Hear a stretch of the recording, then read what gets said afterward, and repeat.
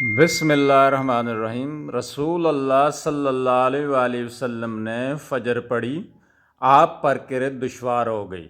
نماز سے فارغ ہونے کے بعد آپ نے فرمایا، مجھے لگ رہا ہے کہ تم لوگ اپنے امام کے پیچھے کرت کرتے ہو۔ ہم نے عرض کیا، جی ہاں، اللہ کی قسم ہم کرت کرتے ہیں۔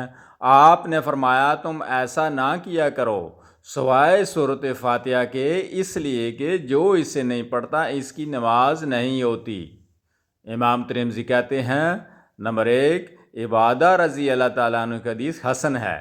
نمبر 2، یہ حدیث زہری نے بھی محمود بن ربیعہ سے اور محمود نے عبادہ بن صامت سے اور عبادہ نے نبی کریم صلی اللہ علیہ وآلہ وسلم سے روایت کی ہے۔ آپ نے فرمایا، اس شخص کی نماز نہیں جس نے سورۃ فاتحہ نہیں پڑھی، یہ سب سے صحیح روایت ہے۔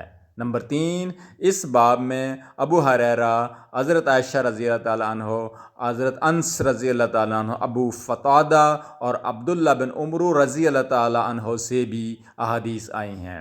نمبر 4، صحابہ اور تابعین میں سے اکثر اہل علم کا امام کے پیچھے کرت کے سلسلے میں عمل اسی حدیث پر ہے۔ ائمہ اکرام میں سے مالک بن انس، ابن مبارک، شافعی، احمد اور اسحاق بن راہو کا قول بھی یہی ہے۔ یہ سبھی لوگ امام کے پیچھے کرت کے قائل ہیں۔ جامعہ ترمذی، حدیث نمبر 311۔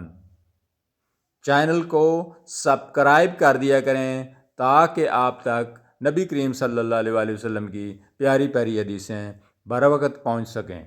اللہم صلی علی محمد وعلی آلہ واصحابہ وازواجہ